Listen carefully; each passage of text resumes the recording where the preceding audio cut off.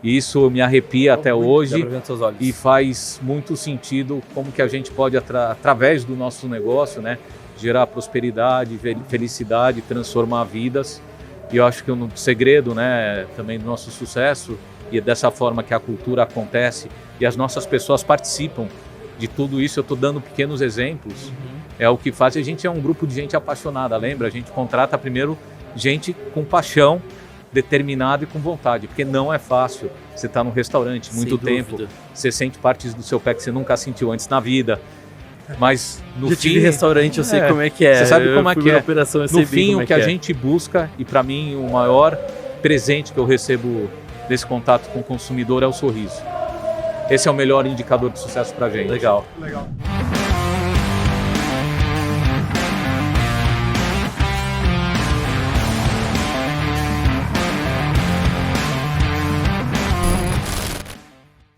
Fala pessoal, aqui é o @odiegomalta e minha expectativa pro episódio de hoje é saber como que a experiência Outback se transformou, principalmente a pandemia, e que eu virei cada vez mais fã dessa marca. Fala pessoal, aqui é o Davidson Vieira e a minha expectativa para esse episódio é que ele seja o episódio mais gostoso dessa temporada. Olá pessoal, primeiro é uma satisfação enorme estar com vocês, agradecer o convite. Vocês podem me seguir no Instagram, não, no LinkedIn. Né, que ele está aberto e vai ser um prazer responder dúvidas, questões e também receber sugestões.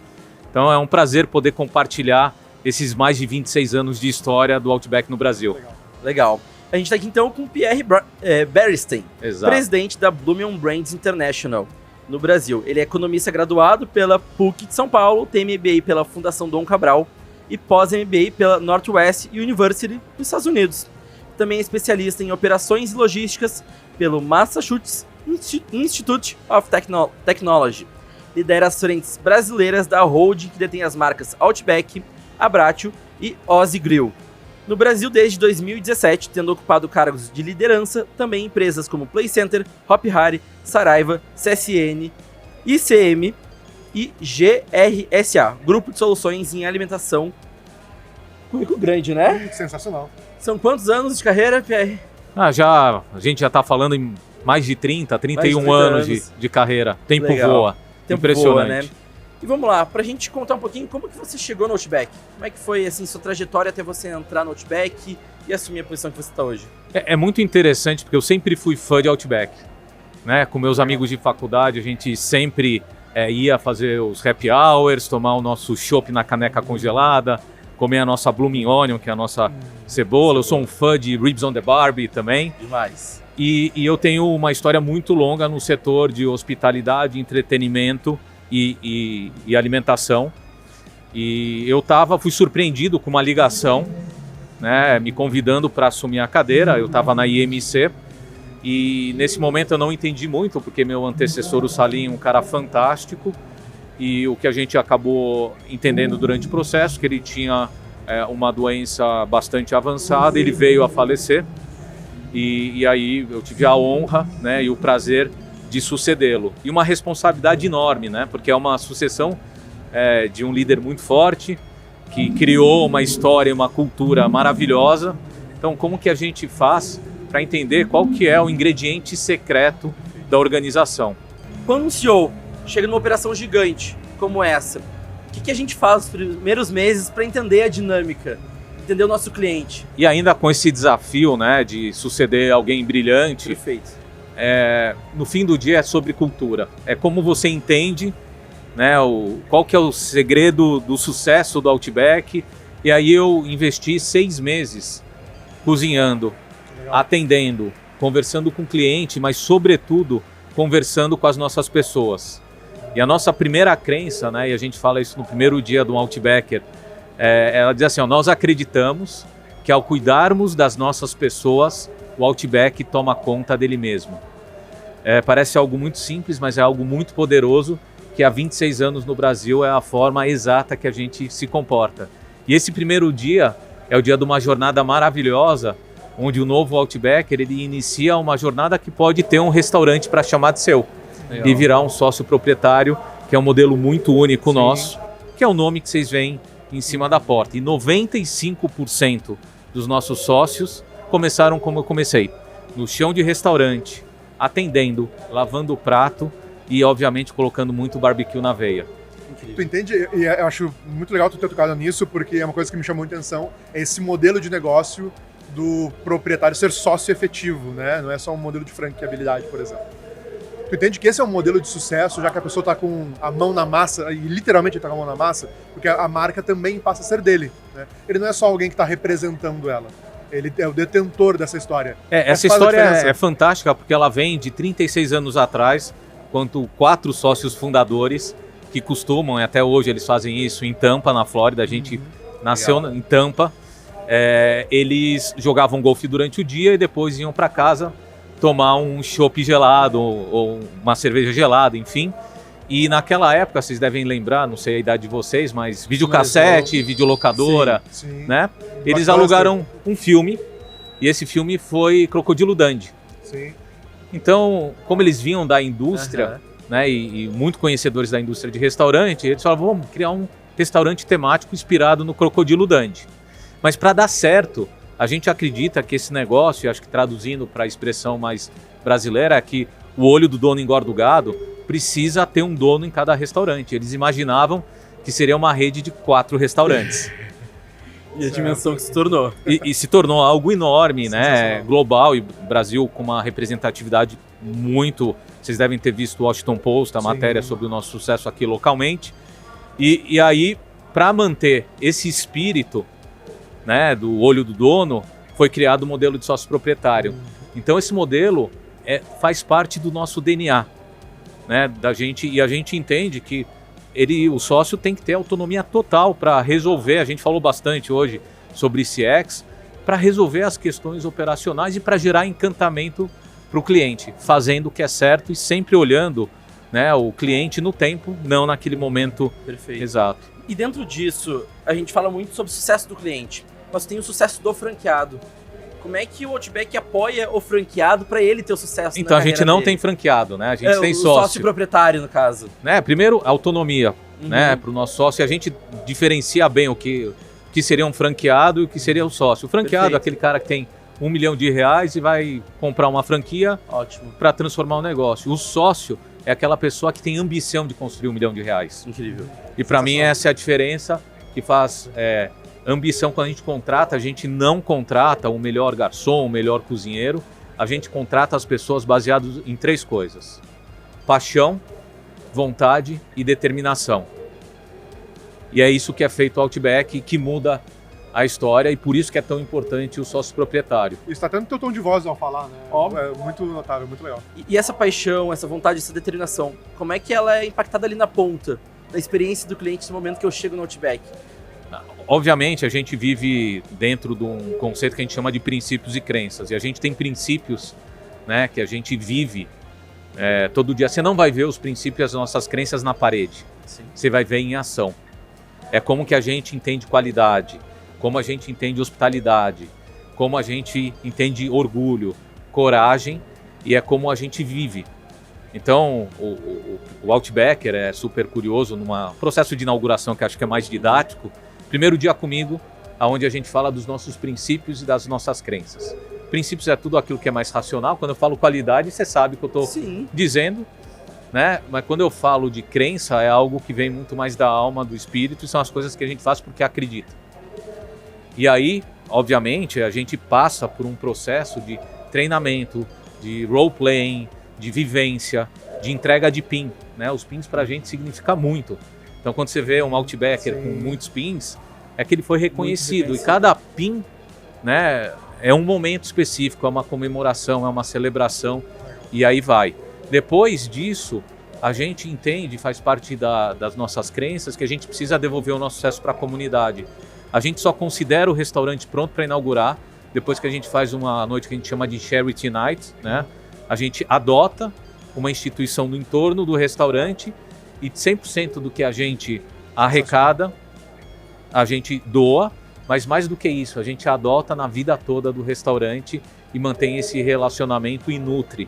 E outras tantas ações, né? A gente é um parceiro enorme de Make-A-Wish, não sei se vocês conhecem. Make-A-Wish é uma instituição que cuida de crianças, né, que tem alguma doença que coloca a vida delas em risco. E a gente é empresa, né? E a gente tem muito orgulho porque a gente acredita, faz parte do nosso coração, né? Que a gente pode transformar a vida dessas crianças realizando sonhos. Então tem o Blooming Day, que é o dia que 100% da venda da nossa Bloomionion é revertida.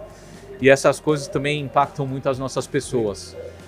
Eu conversei com 2 crianças, né? Uma vez de Make-A-Wish, uma delas um Rush Wish, que estava ali numa situação bastante para entender, né? E o sonho delas era ser famosa. E a gente colocou elas na campanha, então estava no Brasil todo. E numa conversa com elas, disse, olha, por que você quer ser famosa? Ela disse, tio, eu sei a minha doença, né? E quando eu morrer eu quero que todos lembrem de mim. E isso me arrepia até hoje e faz muito sentido como que a gente pode, através do nosso negócio, né, gerar prosperidade, felicidade, transformar vidas. E eu acho que o segredo, né, também do nosso sucesso, e é dessa forma que a cultura acontece e as nossas pessoas participam de tudo isso. Eu estou dando pequenos exemplos, é o que faz. A gente é um grupo de gente apaixonada, lembra? A gente contrata primeiro gente com paixão, determinado e com vontade, porque não é fácil. Você está num restaurante muito tempo, você sente partes do seu pé que você nunca sentiu antes na vida. Mas no fim, tive restaurante, eu sei como é que é. Você sabe como é que é. Operação, no fim, o que a gente busca, e para mim o maior presente que eu recebo desse contato com o consumidor é o sorriso. Esse é o melhor indicador de sucesso pra gente. Legal. Talvez seja um tema que poucas pessoas abordam. Agora há pouco passou o Edu Lira por aqui, né? Eu tirei uma foto com ele, porque eu admiro muito o trabalho da Juliana Falcões, e eu comentei com ele sobre o quanto o empreendedorismo, geração de valor, acompanha essa responsabilidade. Tu comentou com paixão sobre isso. Se nós olharmos para isso, pensando agora em crenças, e talvez em princípios também, como é que tu nota que esse tipo de negócio, tá? Entender esse tipo de atitude impacta o negócio de sucesso de uma empresa? Puxa, é um impacto direto na veia. Quando você cria uma oportunidade, né, de prosperidade, de evolução e desenvolvimento na vida das pessoas, elas abraçam de maneira genuína. E o nível de gratidão, e a gente faz porque a gente entende que genuinamente é importante e é um dos nossos papéis junto à comunidade. Um exemplo, né, logo que aconteceu a pandemia, a gente tinha produzido ovos de Páscoa. Eu não sei se vocês lembram disso. Não lembro agora. Mas a gente olhou e disse, olha, como que eu consigo impactar e ajudar, né, o entorno dos nossos restaurantes? E a gente rapidamente, eram 13.600 ovos, uma parte a gente doou para os profissionais de saúde como agradecimento, mas outra parte a gente doou para o pequeno varejo no entorno do nosso restaurante, para as comunidades, para que ele passasse aquele primeiro impacto. E vários dos relatos foram fantásticos. Olha, eu pude pagar o salário das pessoas, eu pude pagar de verdade o meu fornecedor. E quando a gente fala de pandemia, né, nesses momentos críticos, as coisas se acentuam mais. A gente tomou uma decisão, porque a nossa primeira crença é de cuidar das pessoas. E um dos princípios é a coragem, que é fazer o que é certo. A gente tomou a decisão de não demitir ninguém em razão da pandemia. E assim aconteceu. E foi maravilhoso. E tudo isso é uma construção, de novo, de 26 anos. A gente acredita, a gente vive, a gente sofre, a gente é apaixonado, né, por tudo isso que a gente faz. Legal que você citou da pandemia, porque eu tive uma experiência com o Outback. E eu quero saber como que a gente faz para um restaurante que tem uma experiência incrível. Você tem o controle do que acontece ali naquele ambiente. Você sabe a iluminação, a música que está tocando, como que a comida vai sair da cozinha para chegar na mesa. E tudo, vem a pandemia, as lojas fecham. Como é que a gente entrega e se prepara para entregar uma experiência parecida, tão surpreendente quanto no delivery? Conta um pouquinho como é que foi essa trajetória e os desafios que vocês tiveram. Então, a gente iniciou o delivery muito antes da pandemia. Sim. Então a gente até investiu, trabalhou com Venture Capital, e a gente começou a se preparar porque a gente entende que o mercado brasileiro é um mercado de mais ou menos 200 bi, onde hoje 34% é alimentação fora de casa e o restante é alimentação dentro de casa. Então quando você olha isso, você diz, pô, para eu acessar 100% do mercado, eu preciso estar na casa das pessoas, mas sempre com a preocupação como eu garanto a experiência, ou que é a experiência nesse canal. Então a gente veio desenvolvendo, já tinha um investimento, já tinham mais ou menos 40 dos nossos restaurantes fazendo delivery, e a gente tinha planejado em 10 meses ir para 100% dos restaurantes. E também durante a pandemia mudou a noção de tempo, né? Sim. A conclusão é que o que a gente planejou em 10 meses, a gente fez em 10 dias. Primeiro porque a gente tem gente maravilhosa que topou fazer e a gente tinha pessoas nossas que iam entregar andando, né? De quem estava muito perto do restaurante e exemplos fantásticos. E esse negócio virou um negócio muito importante, né? Pré-pandemia, ele representava nos restaurantes implantados algo em torno de 3%. Né? Ele chegou a ser 100% quando tudo fechou. Sim. E hoje ele oscila entre 15% e 20%. Mas são 100 mil entregas todas as semanas. É muita coisa. E aonde a gente desenvolve também experiências específicas para o delivery, desenvolve produtos específicos. E o que é muito legal, a gente criou momentos Outbacks para consumidores olhando relatos durante a pandemia. Então uma mãe disse, olha, o momento que eu conseguia conversar com meu filho é quando eu sentava, né, no boot, no sofá do Outback, e eu podia conversar com meu filho. A gente capturou isso em rede social, a gente produziu almofadas exatamente com o mesmo tecido e mandou um delivery surpresa com essas almofadas para que a família pudesse ter um momento Outback mesmo estando em casa. E foi, e assim, essa é uma de muitas experiências fantásticas que a gente teve. E a gente descobriu essa coisa do digital, super importante, e surgiu uma marca digital. A gente olhou uma oportunidade e construiu o Ozzy Grill, que hoje já são mais de 100 pontos de entrega pelo Brasil. Uma marca que vem crescendo, né, nesse mundo digital. E recentemente a gente trouxe da nuvem para o asfalto. Legal. Então abriu 2 restaurantes, um no Shopping Eldorado aqui e um no Rio de Janeiro. Estamos testando, aprendendo, muito no espírito, né, do mundo digital, de aprender, testar e depois escalar quando acertar. E é uma marca fantástica. Hoje, poxa, mais de 100 pontos de distribuição pelo Brasil, a gente se equipara às grandes marcas que estão por aí. Legal. A gente recebeu aqui o Jason Ward, né, que é o VP de pessoas e clientes da Azul. E ele me falou uma frase que ficou muito marcada em uma pergunta que a gente fez, que foi: qual era o mínimo necessário da experiência da aviação que tinha que acontecer? Ou seja, aquilo que, se deixar de acontecer, tudo que vem depois, a mais, não importa. Na experiência Outback, dentro do restaurante, qual é aquilo que não pode errar? Aquilo que é o mínimo necessário? Claro, você tem os assuntos que são não negociáveis, que é a comida na temperatura correta, no padrão, o atendimento cordial e rápido, são assuntos que são que constroem a experiência, e a gente está falando muito do básico. Mas, deveria ser o básico, né? Mas eu não vendo comida, né? Eu vendo experiência.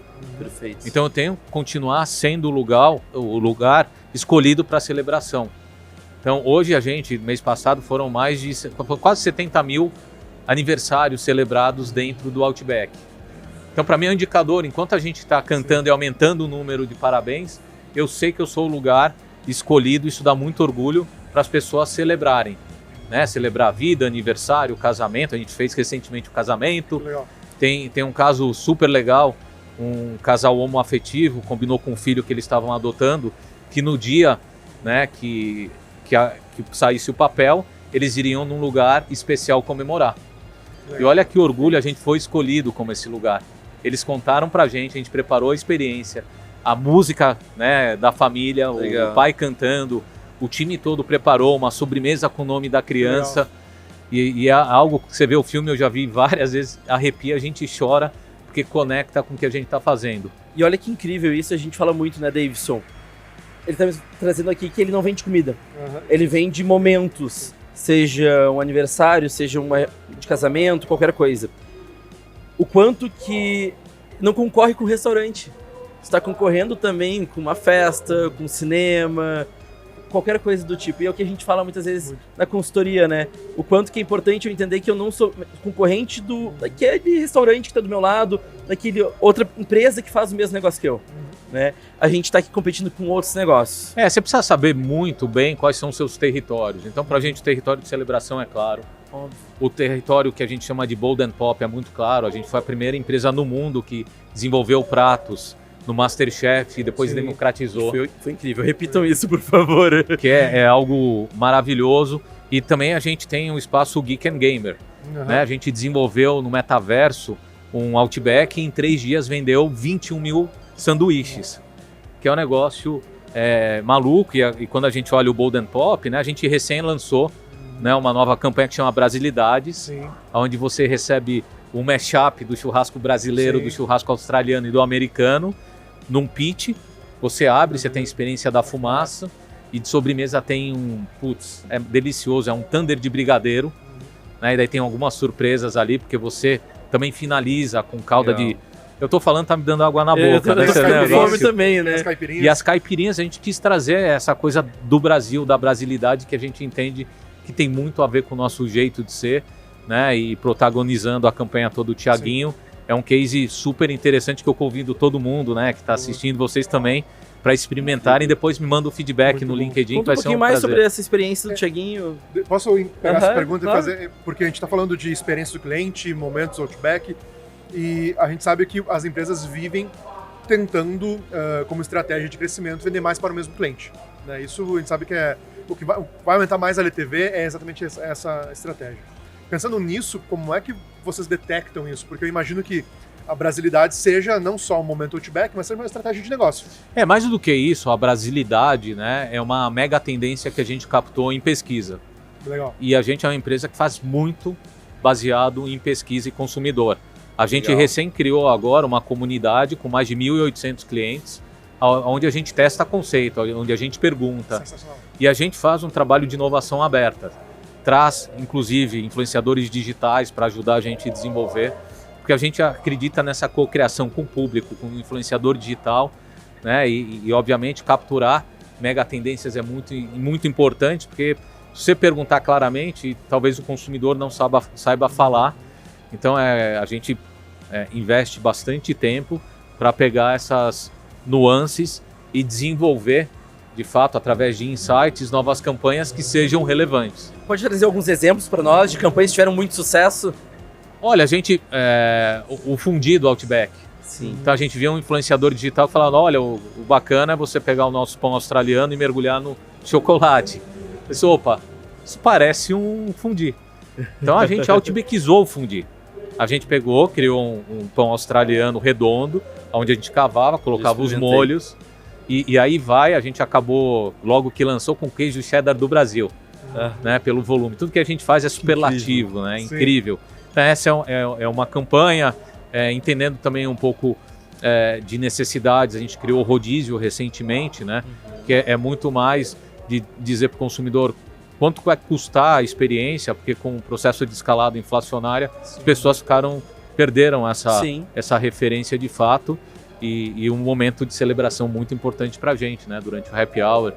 E aí, eu tenho várias outras tantas, agora recente, né, o Outback Festival, grandes festivais de rock lançados no Brasil, e a gente trouxe, né, o nosso Rockstar, a nossa Ribs on the Barbie em formato de coroa, com mac and cheese dentro, com a nossa costela também desfiada, e depois fez um hambúrguer delicioso com uma rodela empanada de catupiry.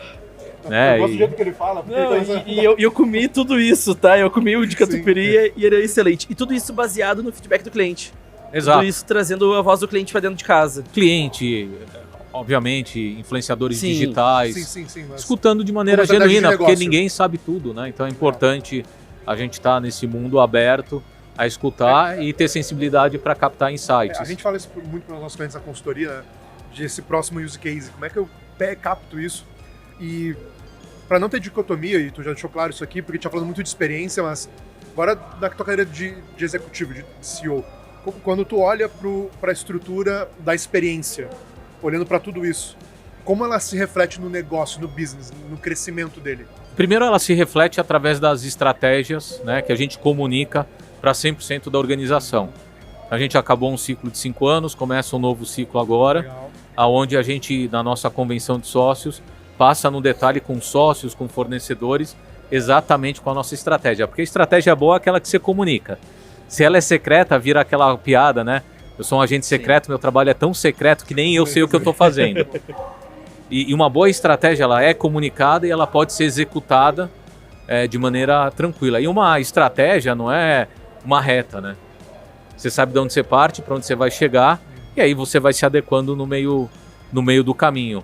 E, obviamente, sempre com sonhos grandes de crescimento. Então, nos últimos anos, a gente dobrou o tamanho da companhia, A gente quer dobrar de novo o tamanho da companhia, porque dobrar o tamanho da companhia não é sobre o negócio, são sobre mais sócios que eu posso transformar a vida e gerar prosperidade. Isso é muito importante porque faz parte das nossas crenças. E obviamente isso ganhou o mundo, né? A gente viu a CNBC falando, a gente viu o Washington Post. É um caso muito interessante de como, tendo foco, sendo determinado e sobretudo apaixonado, a gente zigue-zagueando, né? Chega lá no ponto. Para onde vai a experiência do cliente no segmento da alimentação do restaurante no futuro? Cara, o futuro é o seguinte, tecnologia, AI generativa, principalmente as ferramentas fracas, vão salvar muito tempo das pessoas e as pessoas vão ter mais tempo livre para a experiência. Então esse é um mercado que eu olho para frente, ele vai crescer muito. Só que as pessoas vão ter mais tempo e vão ser mais críticas com a experiência. Então é quando eu uso a tecnologia para se aproximar do cliente e não afastar, porque esse é o risco de tecnologia. E como eu consigo fazer da maneira correta, respeitando a LGPD, a interpretação de dados em fatos, fatos em ação e ação em resultado. Né? E tomar cuidado com chihuahuas, né? Chihuahua é aquele cachorrinho que só o dono acha que é bonito. Então a gente tem que ser, não deu certo, vamos para outra. Vamos para a próxima. E tem algum caso que pode compartilhar para nós? Eu vi um podcast com o CEO da Chili Beans, o Caíto, que ele falou sobre o momento que eles fizeram um teste, não deu certo e tiveram que pivotar. Tem algum momento que vocês achavam que vocês estavam com uma decisão muito acertada e, poxa, aqui a gente poderia ter feito diferente? Puxa, tem um monte, assim, todo dia acontece alguma coisa. Boa que tem um monte, bom saber, né? Porque faz parte do nosso processo, né? E às vezes você não consegue capturar 100%. Então tem campanhas que a gente acabou criando, imaginando, até escutando o cliente, que ia ser algo incrível, simplesmente não funcionou. Então rapidamente a gente reagrupa, ajusta com todos os parceiros, conversa. Galera, o que a gente vai fazer, como a gente vai pivotear. Mas eu acho que como executivo, como varejista, você precisa ser... Eu acho que a palavra não é ser humilde, mas é ser rápido e não ficar apegado com coisas que você criou. Pô, não deu certo, vira, acabou, vamos para a próxima. Isso seja, nem super importante. Nem sempre aquilo que o cliente disse que ele compraria, realmente ele compra, né? Tem uma lacuna aí dentro. Isso, e tem muita coisa que o cliente não diz, que ele se encanta e acaba comprando. Perfeito. Então, tem muito de arte e ciência, mas se você trabalha de maneira genuína, transparente com o cliente, honesto, porque, pessoal, errar a gente vai errar. A diferença é como você corrige a rota, né? E como você é honesto e transparente nessa correção de rota e vamos para frente. Problema todo negócio vai ter. E para mim problema não é a coisa que a gente algo ruim. Problema para mim é algo mais matemático, né? Eu tenho uma série de fatores e como eu resolvo a equação. Então, para mim, quando tem um probleminha, eu fico animado. Boa, legal. Deu fome esse papo, né? Não, eu pensei nisso agora. Exatamente. Vamos pedir um outback para almoçar logo mais. PR, quero te agradecer. Eu que agradeço. Pela satisfação aqui ter você aqui com a gente. A gente sempre foi muito grande fã da marca e, bom, agora eu descubro como que eu sou apaixonado e porque eu sou apaixonado dá pra ver nos seus olhos. Pode ser um Outbacker também. Sabe? Por favor. Por favor, vai ser um prazer. Joia. E dá pra ver nos seus olhos o quanto você é apaixonado pela marca e pelo que vocês entregam pros clientes. Tenho certeza que quem vai estar nos escutando aqui vai também se apaixonar cada vez mais e entende agora como que transforma essas experiências. Quero te agradecer e agradecer a nossa audiência e vejo vocês no próximo episódio. Obrigado, pessoal. Até mais. Foi um prazer. Obrigado.